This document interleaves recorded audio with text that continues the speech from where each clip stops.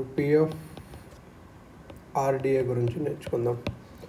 ఇది ఎగ్జిక్యూటివ్ ఆర్డర్తో 2003లో సెటప్ చేశారు. Pension fund regulatory and development authority.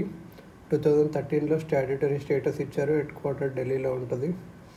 Structure: ఒక chairman, 5 members, reappointment possible.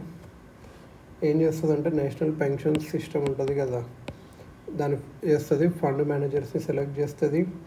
All public and private pension ఫండ్స్ని రెగ్యులేట్ చేస్తుంది. ఈపీఎఫ్ఓని కాదు చేయదు, ఇది సీమ్యాన్ని కూడా చేయదు, కోల్ మైనర్స్ని వాళ్ళది కూడా చేయదు, Assam tea plantations related pension schemes కూడా ఇది చేయదు. సపరేట్ మెకానిజమ్స్ దానికి. క్లయింట్స్ని, పెన్షనర్స్ని ప్రొటెక్ట్ చేస్తుంది.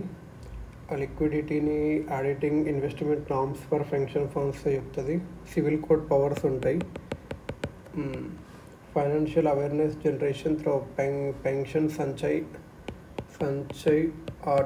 .org.in.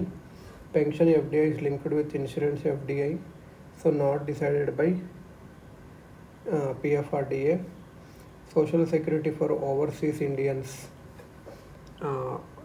వాళ్ళకి overseas Indians ministry of external affairs. ఇది ప్రవాసీ భారతీయ బీమా యోజన 2017లో ఉంటుంది. కొన్ని నేషన్స్ స్ట్రిక్ట్ లాస్ లేవు ఎంట్రీ కానీ, ఎంప్లాయ్మెంట్ కానీ, సేఫ్టీ కానీ ఫారిన్ వర్కర్స్ గురించి. So Indian government classifies them under emigration check required, ECR. Emigration check required country Saudi, Qatar, UAE, Libya, Malaysia.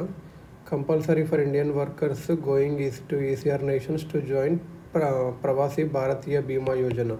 ప్రవాసీ Bharatiya Bima Yojana join అవ్వాలి. ఇన్సూరెన్స్ కవర్ 10 lakhs ఉంటుంది. ఒక యాక్సిడెంషియల్ death కానీ, permanent disability కానీ అయితే అబ్రాడ్లో. మెటర్నిటీ ఎక్స్పెన్సెస్ కూడా ఉంటాయి ఉమెన్కి. ఫ్యామిలీ హాస్పిటలైజేషన్ సంబంధించింది కూడా ఇట్లా ఇది అన్నట్టు. భారతీయ